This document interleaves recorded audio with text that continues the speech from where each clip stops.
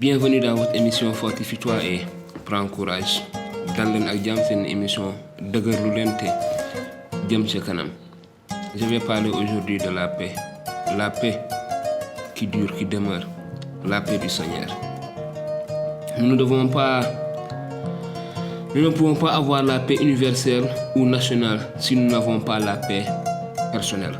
Maanaam mënuñu am jàmm ci réew mi ci gox bi ci àdduna bi su fekkee kenn ku nekk ci ñun amul jàmm jooju fan lañ koy amee ñu koy amee ci borom bi Yeesu. Où pouvons-nous trouver cette paix personnelle, cette paix personnelle?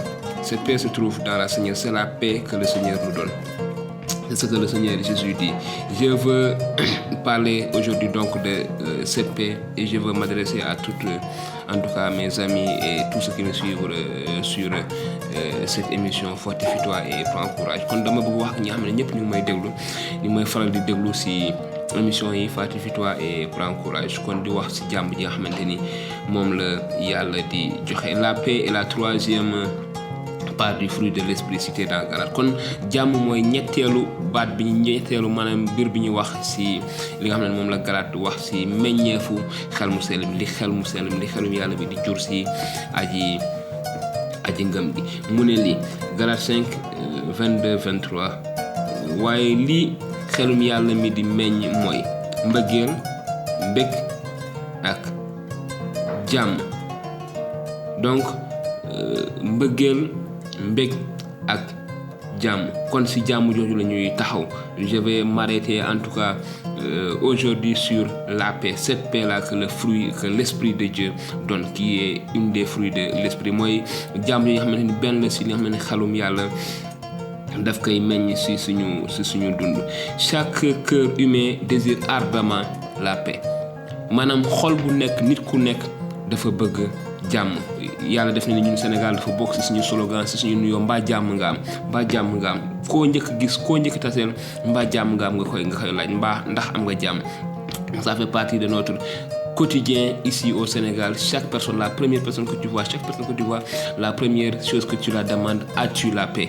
As-tu la paix? Est-ce que tu as la paix tout au long de la journée? C'est une chose importante. La paix est si importante. Et cette paix-là, c'est Jésus qui la donne. Jàmm jooju Insa moom moo koy joxe.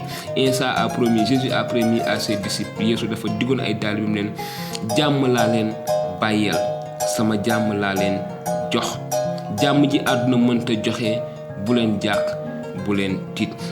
C'est ce que Jésus disait à ses disciples dans Jean chapitre 14 au verset 27. Il disait à ses disciples: Je vous laisse ma paix. Je vous donne ma paix. Je ne vous donne pas comme le monde donne. Que votre cœur ne se trouble point et ne s'alarme point. Nous avons la paix de Jésus. Jésus qui est lui-même la paix. Yeesu moom nga xam ne moom mooy jàmm ji moom mooy jox jàmm. Le Seigneur nous a donné la paix et nous devons la garder et veiller sur elle, la nourrir et en prendre soin. Kon Yàlla daf ñu jox jàmm te jàmm jooju dañ ko war a saytu dañ ko war a dundal dañ ko war a saxal itamit suñu. Nous devons la nourrir et veiller sur elle et prendre soin de cette paix-là. Avoir en soi cette paix signifie nga am ci yow jàmm jooju dafa am lu muy tekki. Ça signifie quelque chose. Ça signifie ressentir dans son cœur une tranquillité ayant pour origine la totale compréhension de la vie et réellement entre les mains d'un Dieu aimant. Maanaam jàmm jooju dafa ngir mu dëju ci ñun dañu war a xam benn mbir mooy kenente ni Yàlla mi nga xam ne moom la ñuy topp, Yàlla mi nga xamante ni moom la ñu gëm, dañu war a xam ne Yàlla moom mooy ndeyu jàmm, moom mooy jur jàmm te moom mooy yore jàmm. Il faut que ñu xam loolu te moom mooy Yàllay jàmm ji te ñu wóolu kon Yàlla ji suñu jàmm foofu la war a dëju. Dafa war a dëju ci Yàlla mi nga xam ne moom moo yor jàmm. Donc notre paix, notre tranquillité doit reposer sur cette connaissance de ce Dieu qui est le Dieu de paix et qui lui-même donne la paix.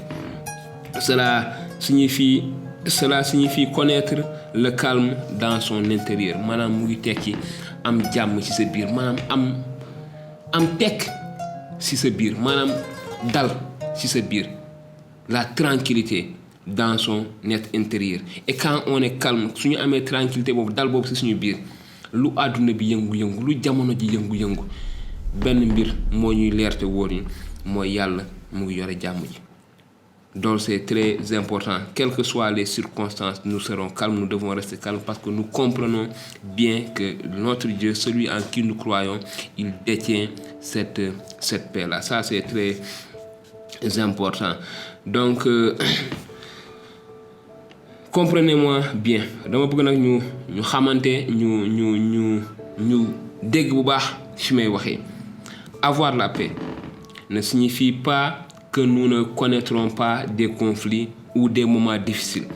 tekkiwul ni duñu am ay jafe-jafe duñu am ay waxtu ay bés ay jour ay weer yoo xam ne dafay metti ci suñu dund dafay jafe ci suñu dund waaye jafe-jafe yooyu duñu dindi suñu jàmm duñu dindi jàmm ji nga xamante ni yàlla moom la ñu jox. Donc avoir la paix ne signifie pas que nous ne rencontrerons pas des conflits ou des moments difficiles.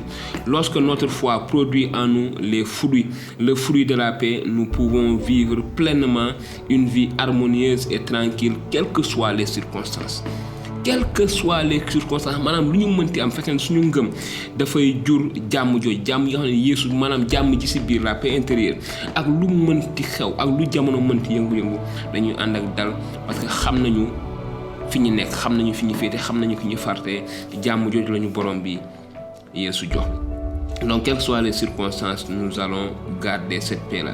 C'est en apprenant à dépendre de Dieu, en comprenant qu'il sera toujours avec nous dans chaque situation que nous vivons davantage dans le repos et verrons l'anxiété s'éloigner. Donc suñuy jàng ci suñu biir ngëm wóolu yàlla déggal yàlla maanaam situation bu mënti am la sans exception situation lu mu mënti doon dinañu am dal te dinañu am jàmm ji nga xam ne moom la yàlla joxe te jàmm jooju dina dàq maanaam bépp tiitaange bépp njaaxle jàmm jooju dina ko dàq te sorel ko ci suñu dund.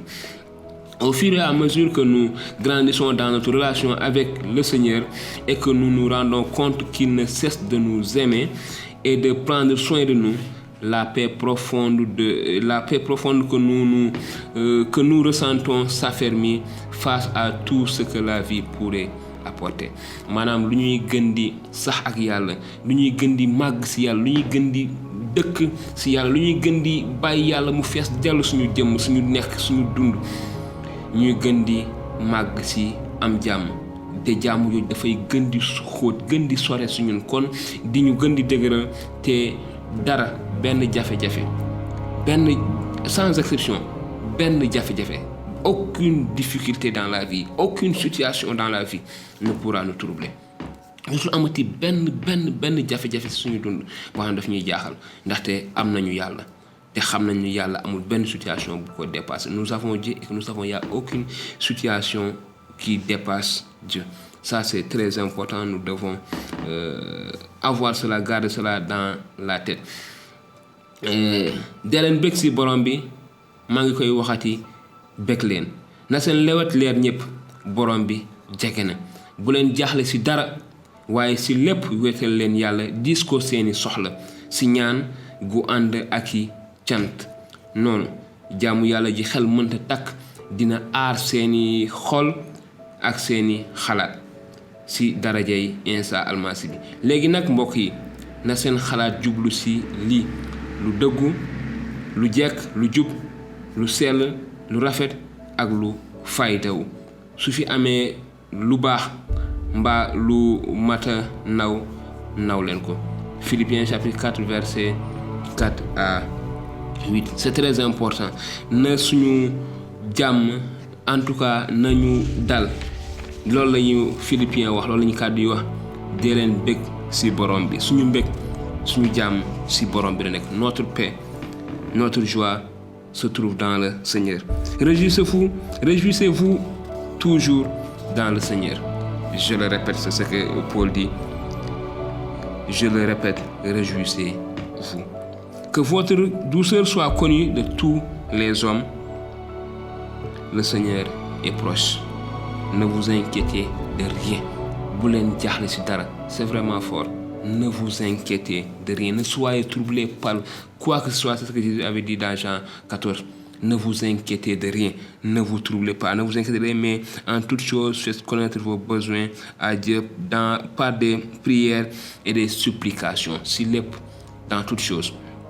Dans toutes choses, c'est comme je l'ai dit tout à l'heure, dans toutes choses, dans toutes les situations, dans toutes les circonstances, pendant toutes les tempêtes de la vie, quoi que nous puissions passer dans la vie, nous devons remettre ça à Dieu par des prières et des supplications avec des actions de grâce, ay cant.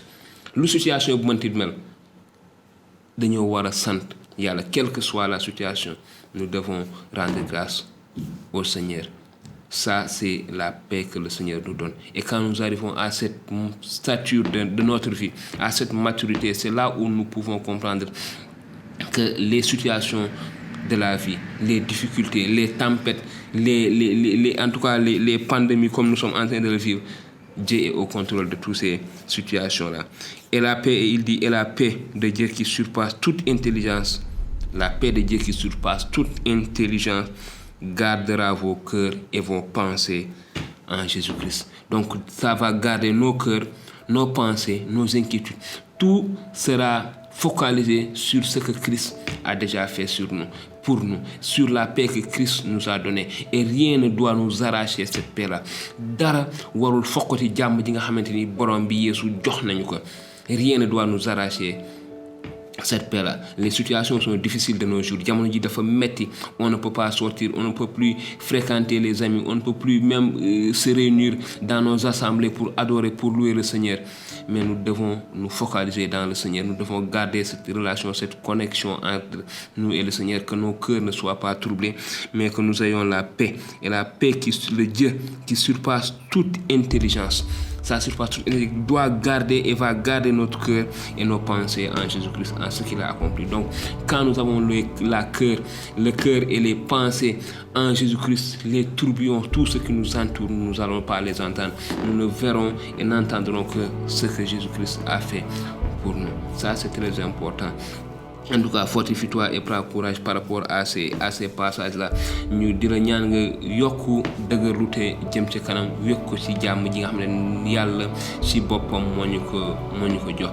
Nous voyons que notre paix vient de celui à qui nous sommes attachés. Kon jàmm ji du si ñun la nekk, dafa nekk ci xam ne si moom la ñuy takku. La paix de Dieu, c'est la paix de celui en qui nous sommes attachés. La paix ne dépend pas du changement de circonstances.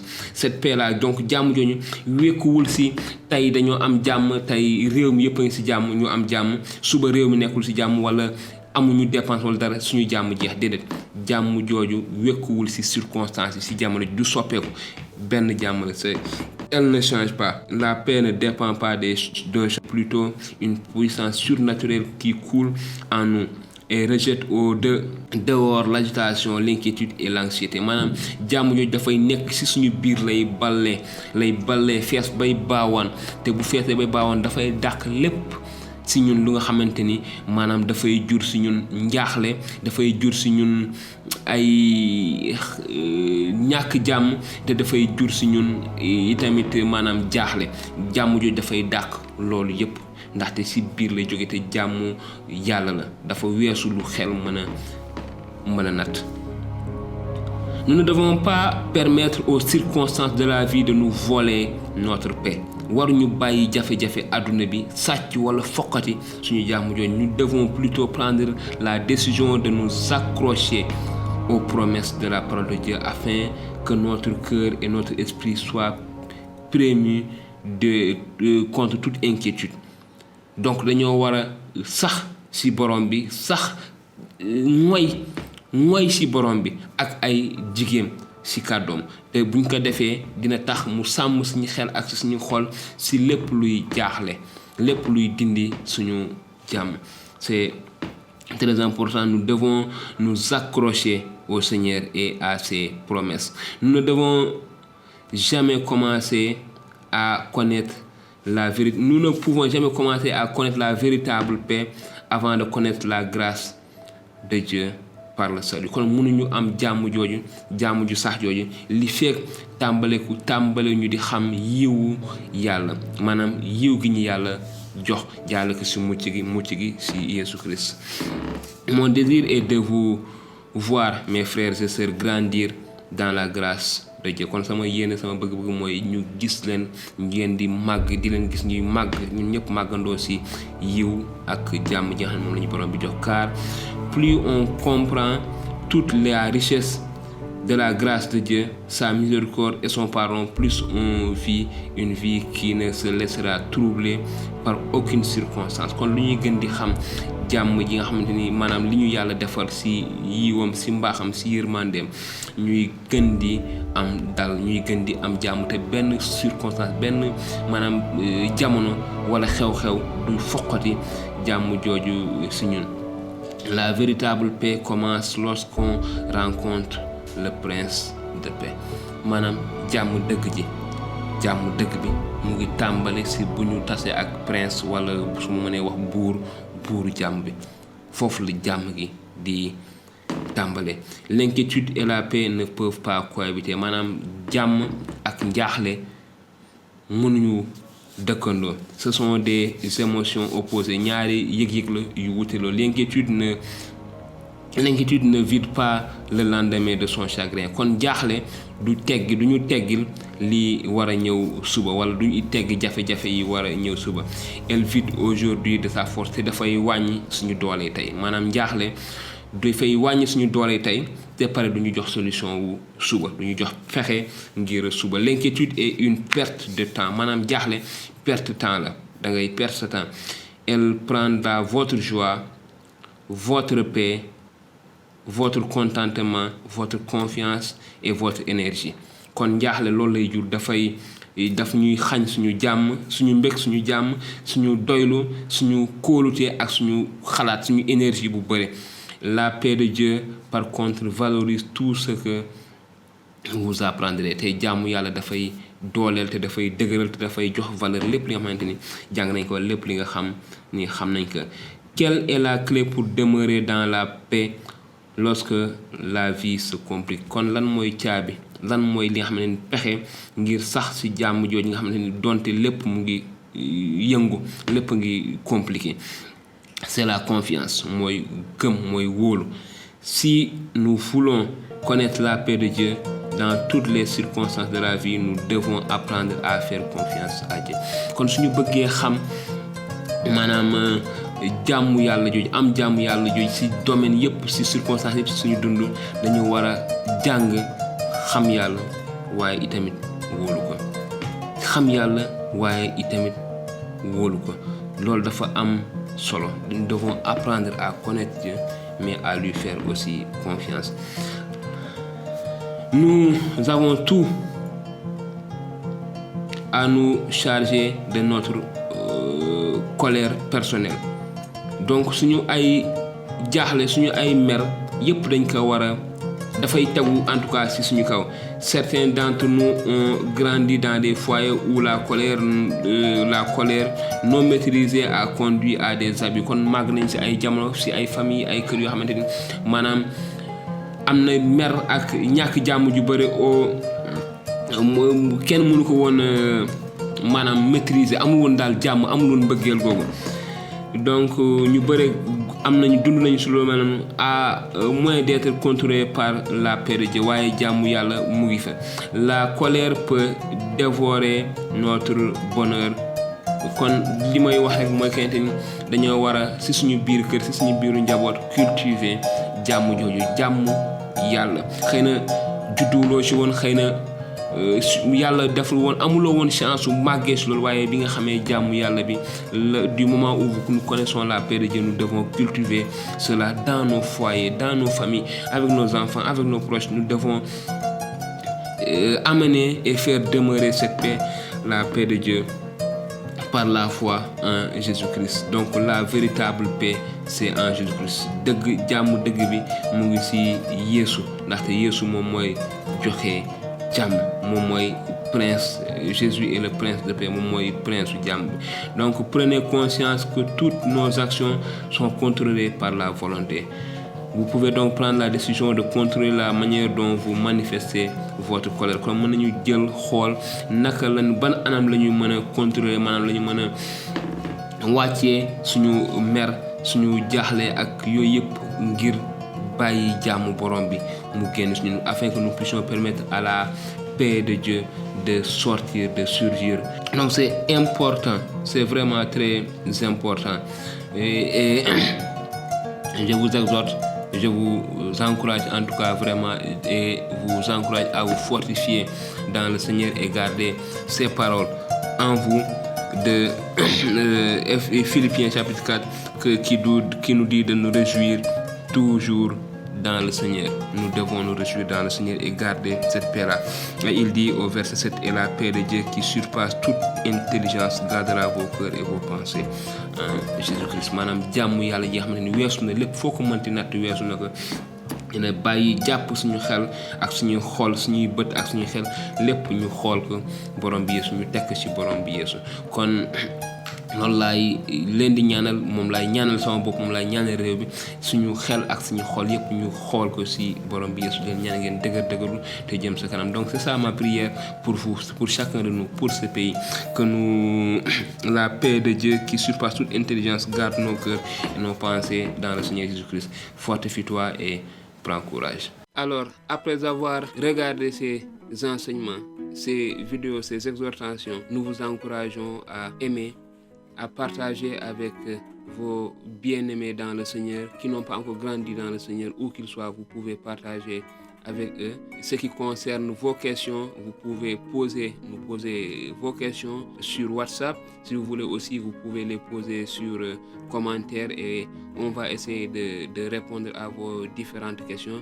Et si vous avez un sujet qui vous tient à cœur, que vous voulez que nous développons, que j'apporte des réponses bibliques selon ces sujets-là aussi, vous pouvez me contacter en privé, me donner ces sujets et je vais prendre le temps d'étudier ce que la Bible dit sur ces différents sujets et apporter une réponse si vous le voulez directement. Mais si c'est un sujet très important qui peut édifier, encourager d'autres personnes aussi, nous allons en faire d'autres émissions et les partager pour que tout le monde puisse bénéficier de cela.